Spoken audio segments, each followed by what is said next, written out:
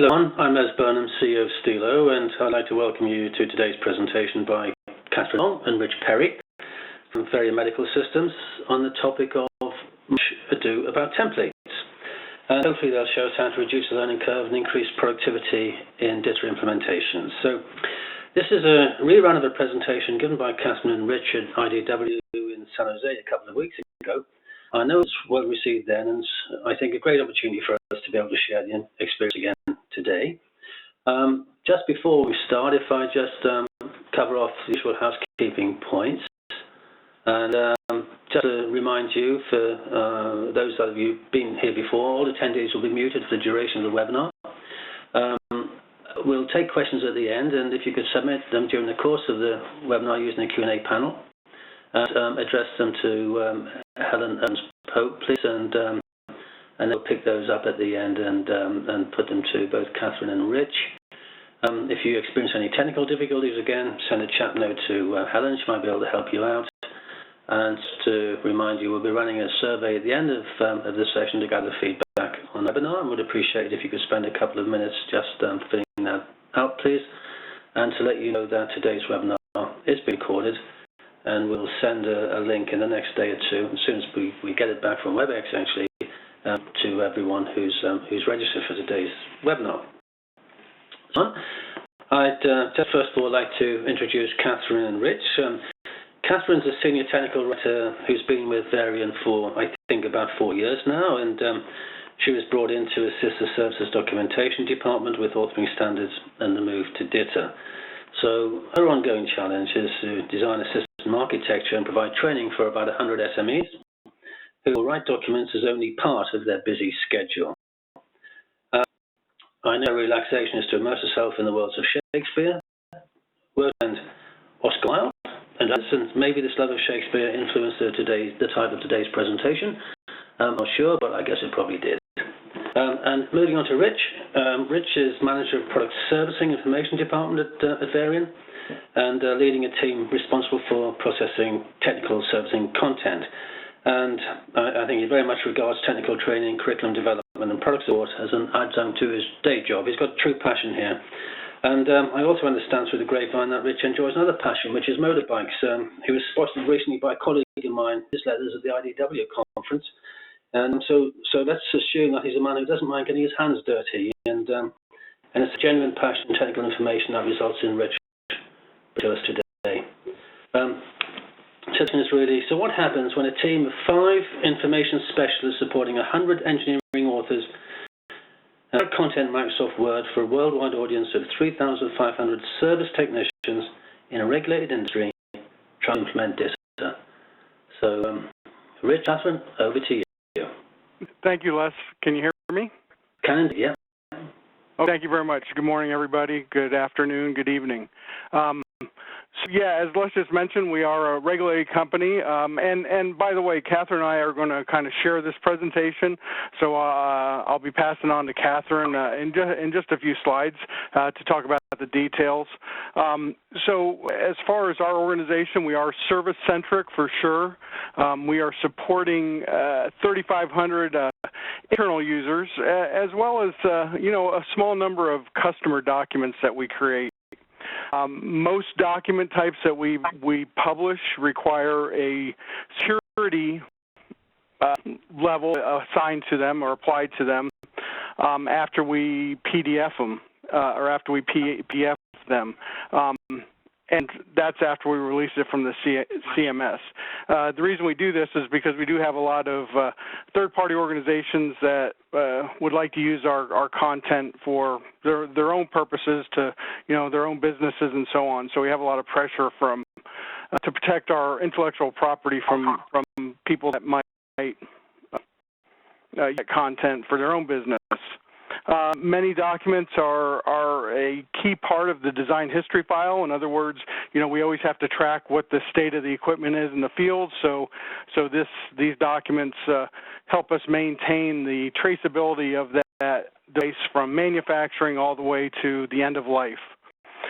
Most of our documents are in a rush environment where we have a machine down or we have a condition that happens to the machine and we need to try to alleviate the problem for the customer as quickly as possible, as so they can start treating their patients again.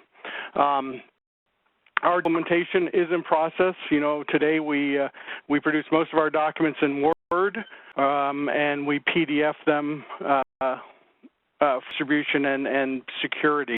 As far as our environment, our authoring environment, our publication environment, a little bit about our statistics for those documents and their creators. So we have about 100 people that we would classify as authors. Some certainly provide more content than others, but we do have a wide range of authors with varied skilled, from very varied skills, from software to hardware to mechanics and so on. Today we use 10 Microsoft Word templates. This allows us to at least put some sort of structure into the publications, and those are managed by my team, and it is quite cumbersome when we make updates to actually deploy those. We have about 60 document types altogether. So the number of document types that we need to track, they might be for recalls, they might be for installation, upgrades, and those types of things. So a wide array of document types. The actual numbers as far as what we produce every year, about 700 new documents. Of course, in a service organization, some of these documents are rather short. I mean, they could be 1 or 2 page bulletins that provide a quick fix or a quick notification of a particular thing, but they could also range up to 200 page installation manuals. Along with those 700 new documents, we probably revise about 800 of our total library per year. And the library probably is about 4,200 documents altogether. Varian Medical Systems has been producing equipment for quite a number of years, so we have quite a large legacy base. Our equipment, you know, I think it runs fairly well, so people, our customers, keep using that equipment for some time.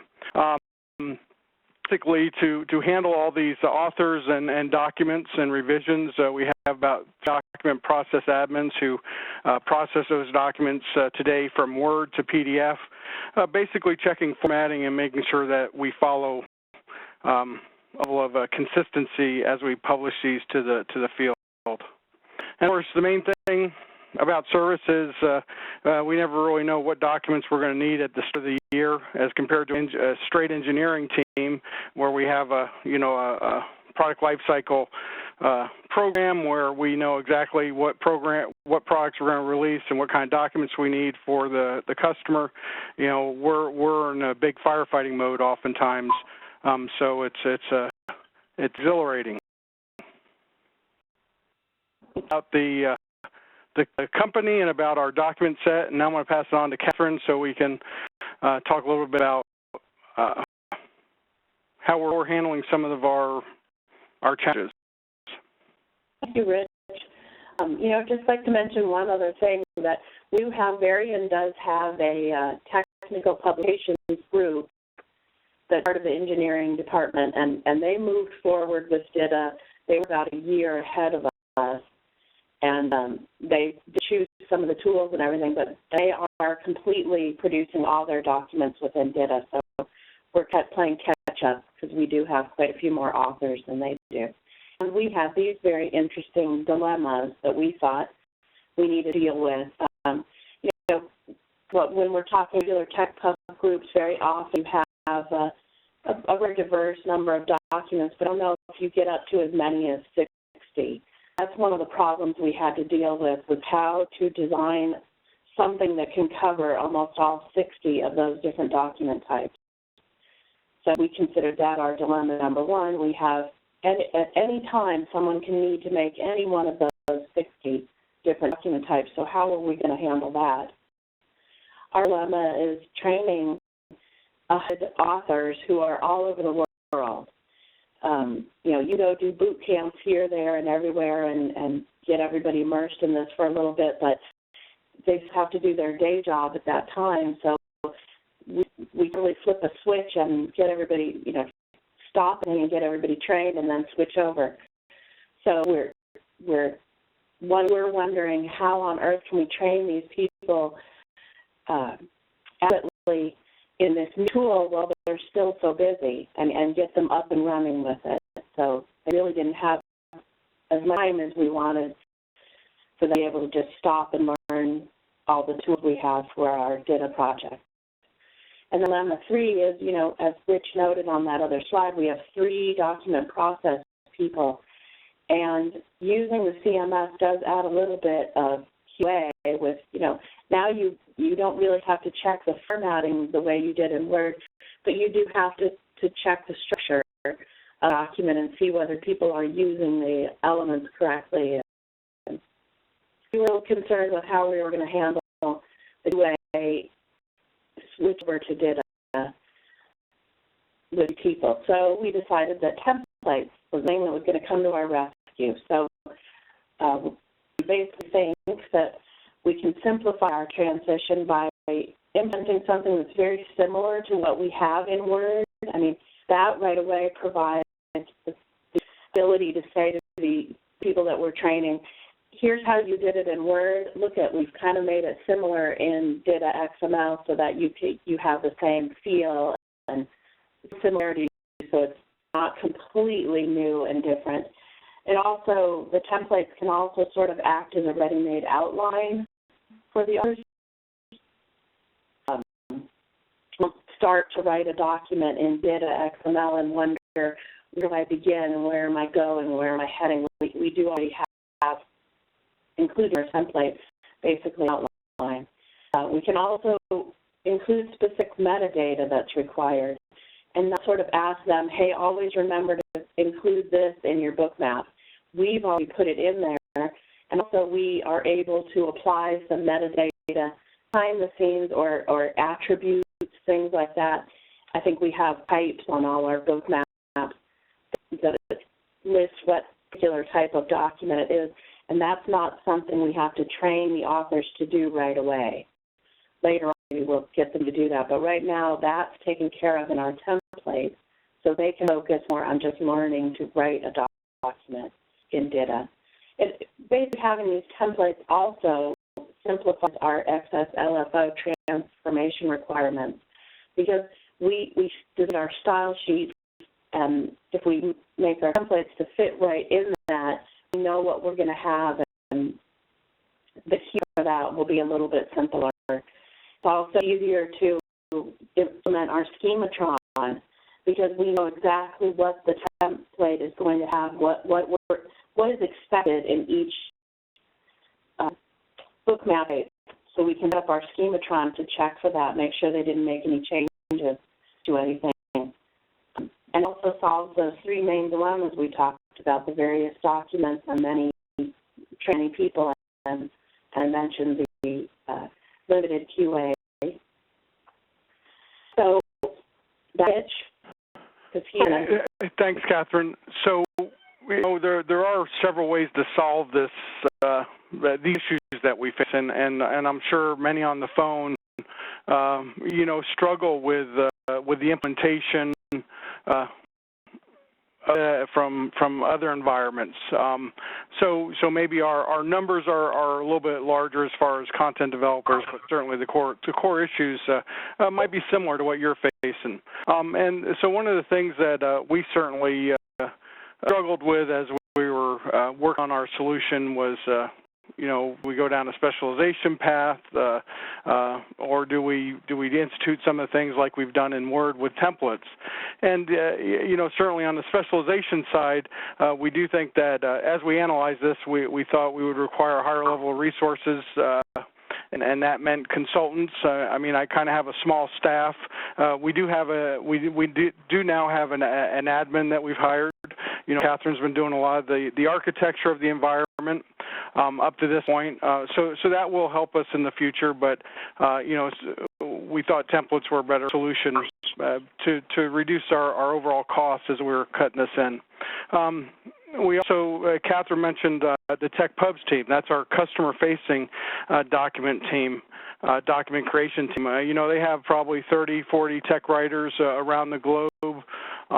They are cutting it ahead of us, and so they're the standard bearers, certainly, and that's been helpful in a lot of different ways. But at the same time, the amount of coordination we would need if we specialize the environment with the Tech Plus team kind of meant that we want to do some things with outside specialization, at least at beginning these projects or beginning this project.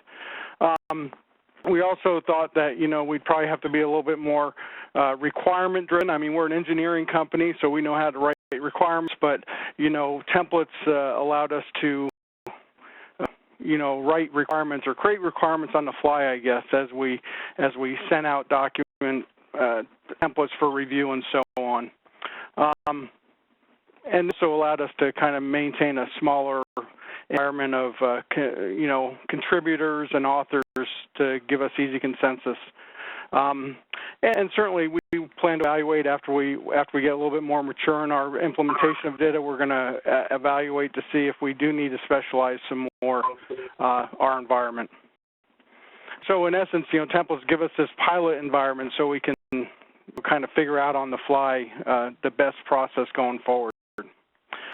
Certainly, in creation of templates, we found that our tool set, we actually use our CMS is Ixiasoft, and we use Oxygen as our primary editor.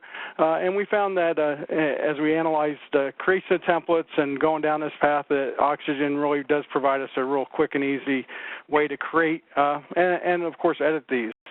And we used in-house expertise to create these templates, so no consulting costs. The other thing about our service documents is the rate of change is very high. I mean, it's very fluid. We have a finding in the field, or we have an audit finding from one of the regulatory bodies, and we need to change our document, our distribution document content on a pretty regular basis. So we thought that this would give us a little bit more fluid environment rather than setting something up in a specialized manner. We're also a regulated industry, as I said earlier, and so we did think that we could respond more quickly to complaints if we were able to use templates as opposed to specialization. And then finally, we do have lots of authors, so we have an unbelievable amount of feedback from our authors about, the layout of the content and so on, and also the user base, 3,500 people using our documents out there. So it was a real big advantage in that regard. And I hear a little bit of feedback. Hopefully that's okay for most of you. So I'm going to go to the next slide. Back to Katherine. So basically, to go over how our templates are solving these main dilemmas that we had. So back to dilemma one, which is to repeat so many different document types. The way we solve this with templates is we've made 6 templates with 2 structures. 2 of these are book maps with maps to create chapters. These cover our types of documents such as installation, calibration, maintenance, part replacement, basically the longer documents that we have that need to be kind of structured with chapters, more or less, with topics within those chapters. And then we have these other type of documents that are bulletins that could be called upgrades, tech tips, and part obsolescence. Those are shorter documents, and we didn't really want chapters in those, so we did create 4 different book map templates with for that type of document, and it's a book map with a part and then topics within that. So they're really set up, like we mentioned before, very outline-based. You open up the CMS and you can see, and as an author, you can see right away what you need to fill in and where your topics will go. But Rich is going to give us a demo of that at the end of our presentation. Basically, we're going from our 10-word templates to 6-digit templates within our system. And what we're looking forward to here also is once we train people, we can probably reduce the number of templates by rolling out things like conditionalizing and that type of thing, which once we've got everybody up, trained, and authoring, then we teach them more and more. And our idea there is to sort of limit that curve, that learning curve. In to train them how to do everything, we'll apply that with templates and then teach them as they get better at using the tools. So for dilemma number 2, which is basically how to train so many content developers, I just started talking about that. Sorry, I jumped ahead of myself. But basically, as I mentioned before, we kind of mimic that feeling so that you don't open up the sort of, when you open up our CMS, it's a little bit complicated looking, and I think for the authors we trained earlier on before we put in templates, they really were a little intimidated. And I know one of them said, well, if you want me to put a table here, put a table there for me, and that kind of stuff. So they really wanted almost their hands held with how to walk through creating a document in here. And since we've trained people once we've made these templates, it does seem a lot less intimidating for them. They feel a little bit more at home.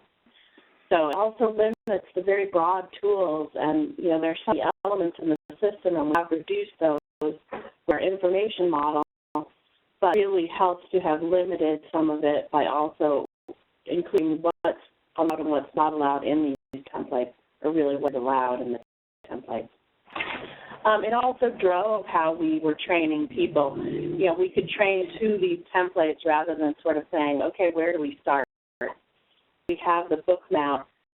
We can plan a boot camp or plan our training on saying, let's open up this type of template and show them how to use it, all that kind of thing. And as I mentioned before, later on we can train them to more various ways of implementing things within DITA. But for right now, we just want to get everybody up and running.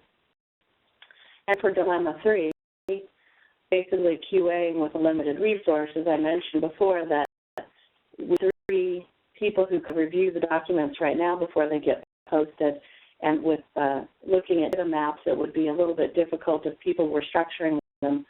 It is a structured environment, but you do have freedom to sort of set things up how you'd like. So creating templates has really narrowed that down for us, and it's helped us to put some structure within this open toolkit. It's definitely making the authors more to stick to the info model without having to constantly go back and reread each section of the information model. If they need to look something up, they can always go there, but basically the template is kind of providing a lot for them. You have to do a lot of remember to use this attribute and remember to apply this class or type or those kind of things. Most of the time we've actually applied those to our template, so they don't have to worry about it or think about it. So it's a lot easier for a small team to kind of review those once they pass it. So I was going to tell you about our document types a little bit more specifically before we move on how to really make these templates. So go ahead, Rich. So we have, even though we have 60 document types, we have a couple subsets of documents that are key.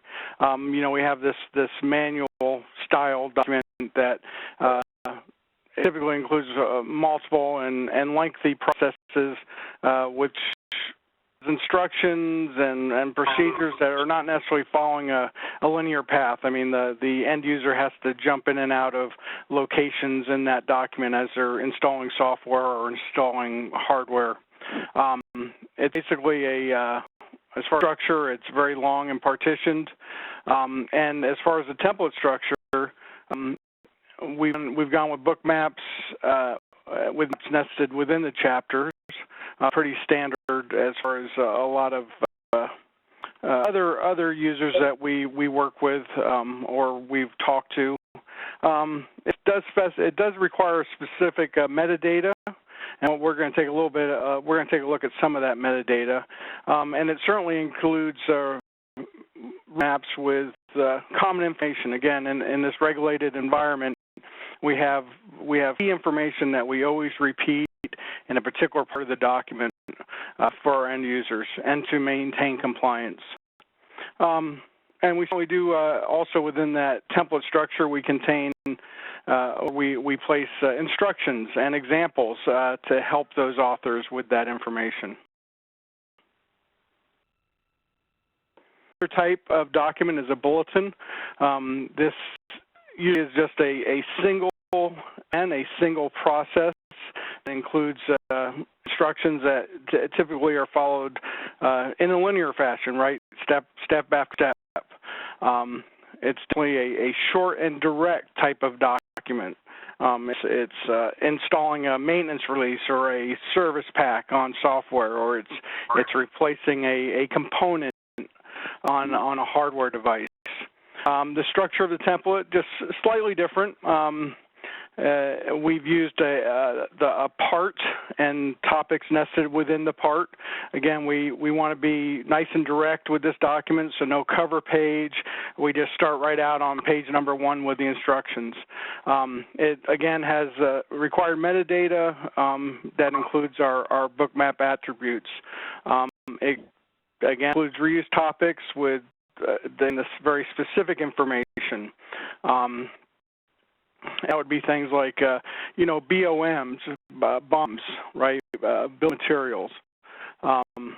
So it also does include topic refs and nav titles for instructions and instructions for topic templates.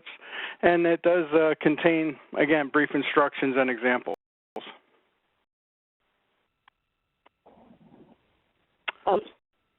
We did decide to move our demonstration to the end, so sorry, those were a couple of our demonstrations. Yeah. We also included this just to give you a quick look at. This is basically what our main template looks like. I have moved the metadata because that just kind of goes on a little bit long.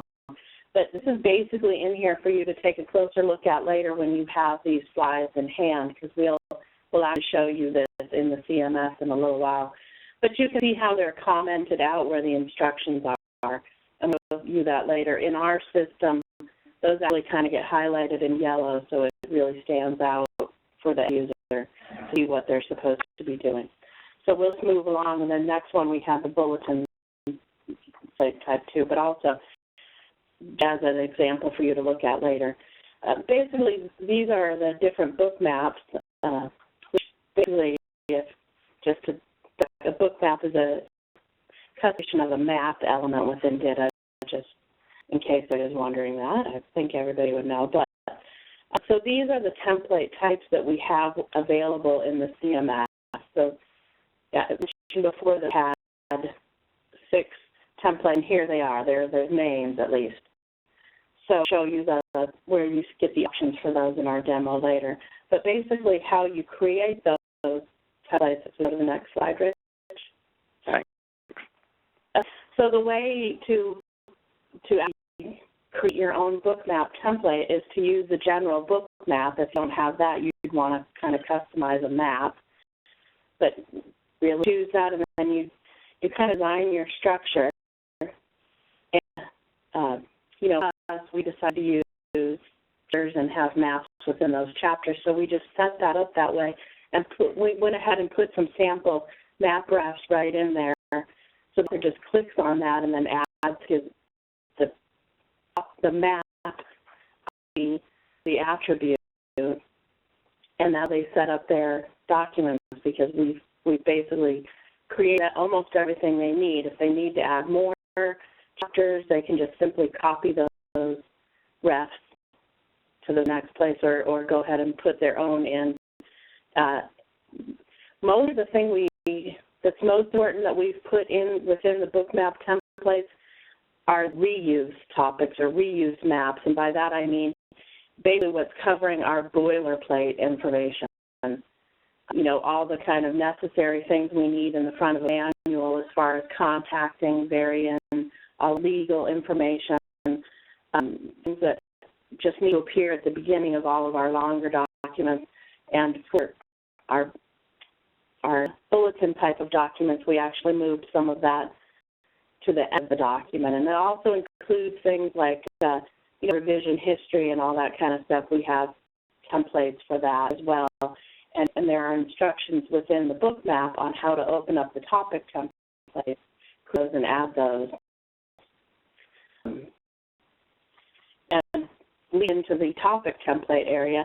These are the names of the topic templates we have so far in our CMS.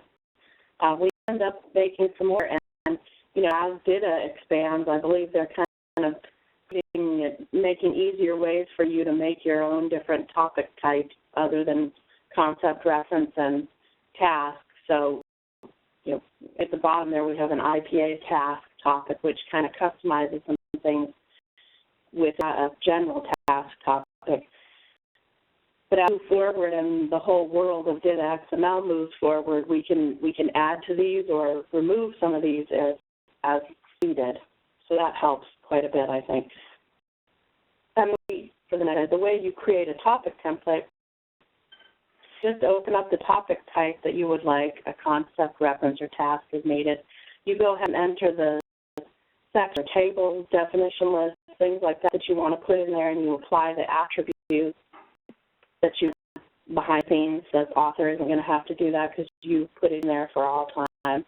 You can use the comment section for information and instructions, or the comment element,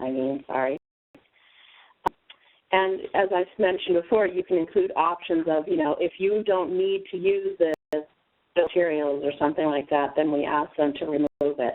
And we include most of those kind of things within a section.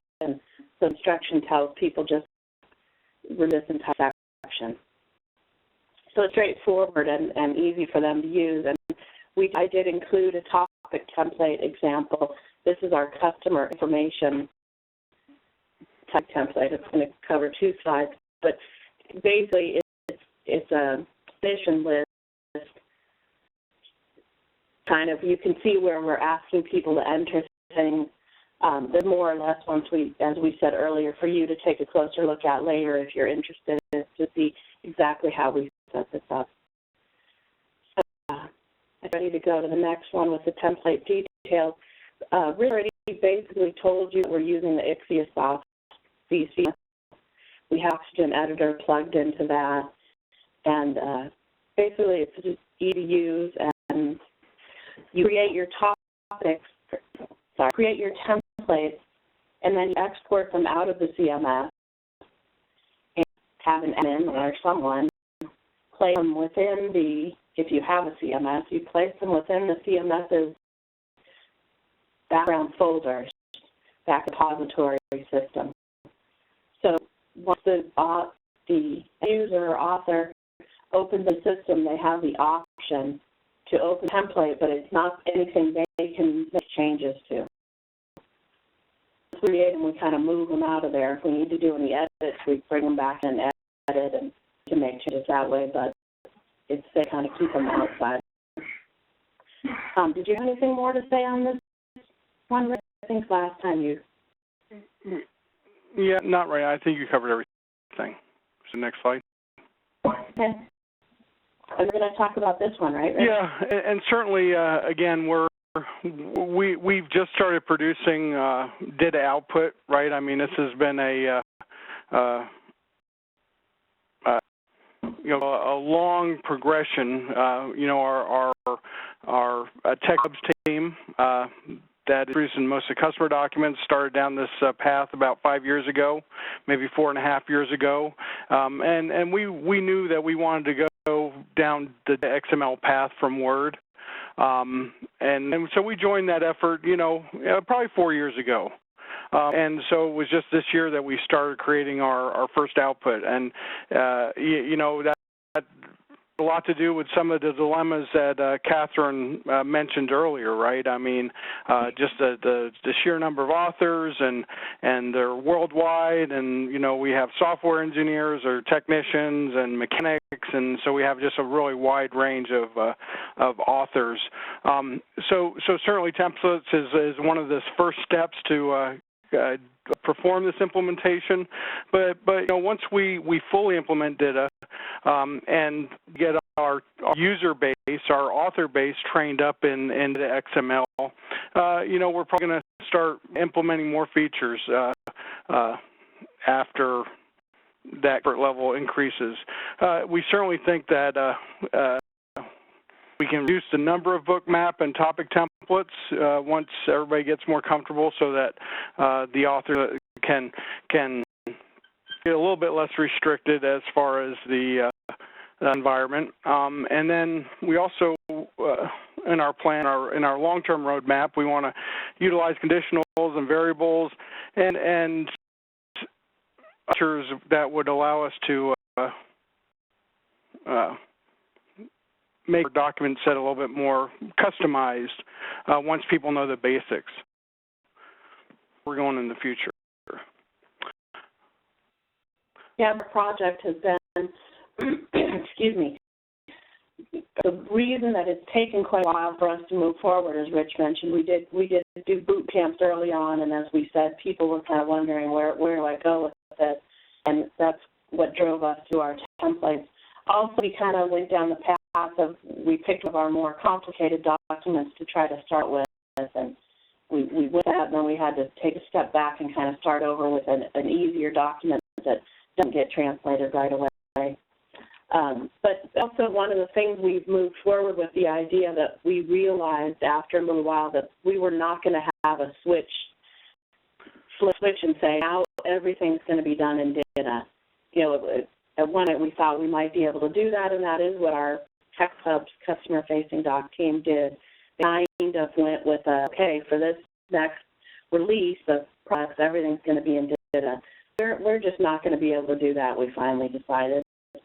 Admit ourselves, I guess. So we've realized that we want to publish from Word and DITA at the same time for a year or so, at least, till we get everything straightened out and everybody trained. And so one thing that's really helping us with that is to use Stilo Migrate, because we are having some of our authors who haven't been trained all the way are using our Word template. And then we take our Word template, and with Stilo Migrate, we've created rules. We can convert that automatically, and that goes into the CMS of the document there. But also, that author has his document already put into Excel, so he gets a little bit more of a feel for how to break these things up, and how many training people we have on the call here. But when you go to train people and you start explaining to them what structure is and chunking up their information, some will get a little lost with that. So examples already for the authors or content developers to take a look at. And what we've done with a few people is have them review documents first, so they get a little familiar with the CMS before they are actually asked to author in there.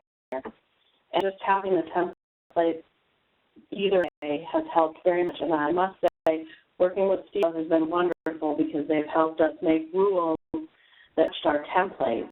You know, when we first started, when we created the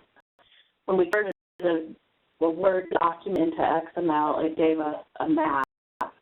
And with Stilo, and right away they switched that to output our content within a part, the way our template uses it. So it's very easy and helped us a great deal. And I think we're pretty much done other than our demonstration. So yeah, go ahead and... What I'm going to do is I'm just going to applications here for a second. Everybody can, I hope. You see that, Catherine? Yeah, I can, Rich. Yep. And just to add on to you know, this transition to DITA, and yeah, it has been very important to get content in DITA that you know, our author base and their managers can actually take a look at and see what our output looks like compared to the Word output. So that is, you know, getting content into the system for these authors to kind of see what the content what it's like in a DITA environment has been a big help for us. So I have a couple of book maps already brought up here for us to kind of take a look at these templates, book map templates. And so as we talked about before, we have two main types. This is actually a manual book map for a manual type that we talked about earlier. And the thing you can notice if you this particular book map is we have it divided into sections, which would allow the author to put in metadata associated with that, and certainly some things like enter the day and the month are included here, product versions and so on, the file name of the document. So that's the area where we actually put in metadata associated with that particular document or that book map. And then as we go down through the template, you can see that there's certain areas where we've put in instructions, and it's highlighted in yellow, and these authors can kind of refer to these directions as they enter in the data. The other thing that we have within the template are some of these reuse topics. So, for instance, some of these that Katherine talked about before. So we have certain topics that would be in every particular document type like this. And then as the authors would, and that's what's on this kind of front matter area of the actual book map. And then we would be able to add other maps into this, other topics with directions in this particular map. The other book type is for a bulletin, slightly different. I mean, we have our metadata again. And here, this is in this environment, we're not using chapters. This is actually our part, and we have these topics within that part. Again, the instructions are in yellow here for the author, and certainly some of these things are topics like this general information. That is a reuse topic that's within the CMS. That is unchanging. It's already included in their document, and you can see we have several of these topics that are going to be part of this. Also we have topics such as the bill of materials and the revision information, like we talked about earlier. So can you show how we would open up one of the book map templates and how to open up a topic template? Thank you. Thank you, Rich. Sorry. Yep, that's fine. So create.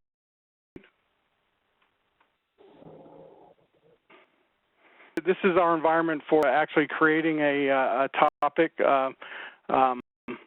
and so you can see that there are two teams. PSID is us, Product Support Engineering, and you see under Product Support Engineering we have several types that we use for a particular map. Yeah, I'm sorry to cut in, Rich, but we showed you more in our demo that aren't in our production environment yet. We have everything in training right now, but we haven't moved everything to production. Yeah, we're still testing.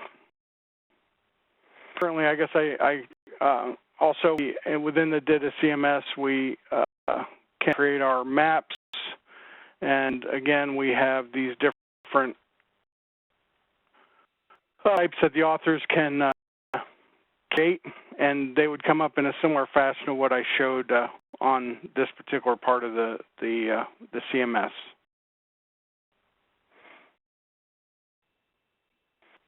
Anything else, Katherine, that you want to mention? If anyone's interested, we will show the PDF, the PDFs of those two book maps. Okay. Yeah, hold on a second.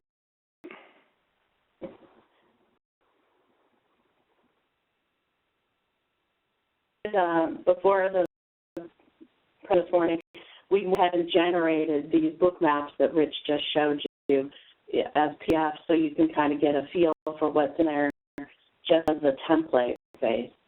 You know, we set our manual type here that Rich is showing how to cover. And you can see when nobody enters anything, it just puts the instruction right here, you know, associated product with version. The instructions within the template, so something was entered, the instruction is still there. But basically, this is what you get. And if you scroll down, we can see there's the little information that's included in every document. And then got our first map that's up in every document. So they entering their chapter titles and entering topics, but this is our boilerplate information that has to be included in every document, and instead of asking them always to remember to include these topics or to include this map and the topics within it, we already put that in our template, so we know it's going to be there. And if we need to, our team can change those. This is our bulletin type. Is a shorter document, as Rich mentioned before. It doesn't have a cover page. It gets right to the information right away and as quickly as possible into the instructions for the end user. So this is infinite. It's our plate once again included all the time. And we have a couple of topics in this document type. You can put those in and out as needed throughout all your documents. And just as an example, I mean, we talked about being regulated, and this is one of the key things. You know, we oftentimes in the course of, you know, it seems like it's been a year, you know, had a finding in some audit, and we need to add additional information into every document, and so that's another fantastic use for the, you know, that the reuse topics. But when they're part of the template, we make sure that that information is not missed, that it's in every document. I think we're done. Maybe if there are any questions. Thanks, Katherine. I picked up some questions during the course of the presentation, so let me just fire a few of them at you. Are document process administrators considered editors? Early in the presentation, wondering about people's roles. Yeah, so we have a team that is processing our documents today, and they're processing Word documents. And again, with a team of 3, you know, mostly it's a matter of just keeping up with the documents, you know, checking formatting, making sure all the components are in there. So that's what our admins, our document admins, are actually performing. So at this point, no editing strictly from a you know, tech writing standpoint, but it's ensuring the documents go out and formatted correctly. If that answers the question, hopefully it does. Hopefully, I think so. PDF files, if yes, what tool do you generate them? Do you use to generate them? Is it RenderX, Antenna House, or other? It's Antenna House, and we do create PDFs. Yeah. We're looking toward, you know, in the future, forward with other types of documents, you know, HTML5, things like that. But right now we are basically creating only PDFs and in Antenna House. And mostly due to our security requirements, PDF is the only way that we can totally secure our documents. Right. One of Katherine's slides said that templates help streamline schematron implementation. Can you summarize how you use the schematron and why it's helped with that? Basically, we use the schematron to warn people if they've used, well, it tells them when they've used something outside of the information model. And so it warns them things like if you put too many columns in the table, we'll check and make sure that's going to fit a page, those type of things. Definitely as far as adhering to the information model, we have so many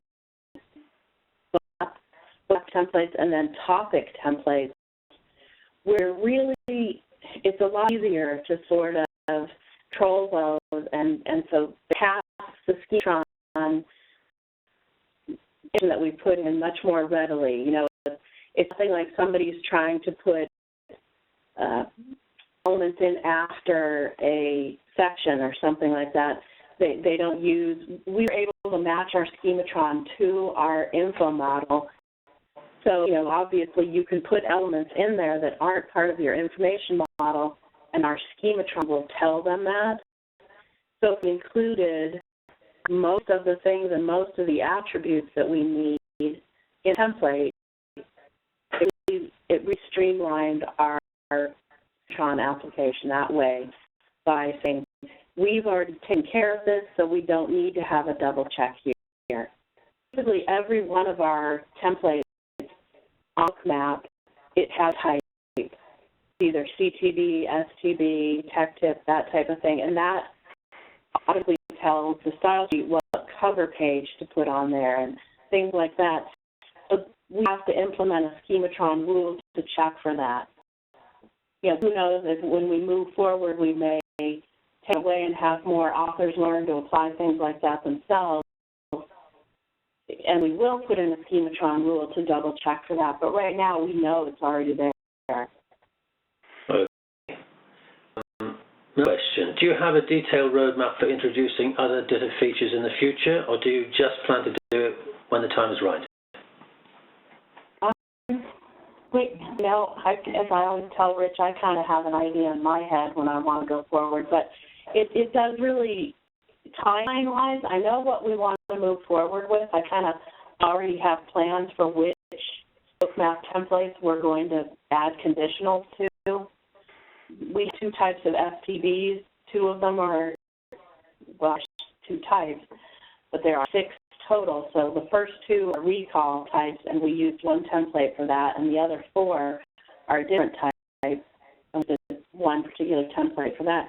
In the future, I can definitely see us just using one template for all 6 of those types and applying some conditionals. And I find that just depends on how fast we can get our authors all up and running and comfortable. I can see quite a few who we can move forward with, but we've got to kind of get everybody up and comfortable before we want to switch anything up. And sorry, just to add something. I mean, so our roadmap is mostly creating DITA equivalent, DITA XML equivalent to all of our document types. I mean, so that's what that's our primary goal this year. As far as introducing our authors to other elements and allowing them to have a little bit more control over their content, outside the template. I do think that will come in the future. But again, we've kind of been struggling a little bit with the uptick as far as our authors with the DITA XML environment. Yeah. Okay. A question: how many languages? A more general question: how many languages do you localize into? Is the CMS handling that okay? So today, if we look at the Tech Pubs team, and they're more mature in their implementation. They're currently translating 18 languages on all of their content, and that certainly I think has implemented very well. I mean, I think they're having a lot of success with that process. We have not translated anything in DITA yet. We're still in our implementation at this point with just our document types. But this year we do have on our roadmap to start our translation pilot. Today we just translate into French and Japanese. All of our documents have to translate to French and Japanese because of regulatory concerns in those languages. And then by the time we import our document types, we will also be translating in 18 languages. But as I said earlier, I mean, we have our Tech Pubs team that has kind of led the path, the standard bearers, and so they've solved and implemented solved a lot of problems and implemented the translation for us to kind of just walk right into, which is kind of a nice position. Okay, thank you. Well, Because of time, I'm going to have to cut the questions short at that point. I mean, it's good news. We've actually got some more questions that people are asking, but we only do have a few more minutes to spare, so apologies to those who have asked questions which can't be answered now, but perhaps we can get back to you following the webinar. If I can just share my desktop now, hopefully I can just run through a couple of slides on off. And I would just first of all like to thank Katherine Rich for the presentation. That's great. But let me come back to that later. First of all, I'll just run through a couple of slides. Stilo, if I may, just for those of you who don't know us, we are basically a company with offices in the UK and a development team in Ottawa. We're a publicly listed company. We developed a product called OmniMark, and we developed Migrate, the cloud conversion service that Katherine talked about in the presentation. We've helped customers convert over 1 million pages of content to DITA, and some examples there. They're sort of very broad reading. And we also sort of help with the ongoing import of content, so from Word to DITA on an ongoing basis rather than just converting legacy content. What we have with our next upcoming webinar in a month's time, again, end of November, we're going to be talking about Bridge, which is a tool we've been developing for a couple of years now and is coming for release at the end of Q4. We think this is breaking new ground. We call this emerging model for content creation for SMEs, really. We're talking about guided and fluid authoring. So we're going a step beyond templates, and we hope to be able to share that with you at that webinar. And our conferences will also be making this presentation at Avacon in Orleans in a couple of weeks' time, when we've talked about AutoBridge again then, and you can meet up with us at, if you're in Europe, at Content Management Strategies in Munich in November, and the SDL Knowledge Delivery Summit in San Francisco. So that's really it. I think we're at the top of the hour. I'd just like to thank Rich and Katherine again for the presentation today. I thought that was great. I thought there was just an incredible amount of detail, and we wish you luck in your DITA implementation. It seems to be going great. And thanks everyone for attending today. Thanks for your questions. And I'm sorry we didn't have time to answer them all, but we'll get back to you, and hopefully you'll all join us again soon. So thank you very much. And thank you again, Rich and Katherine. Thank you. Thank you.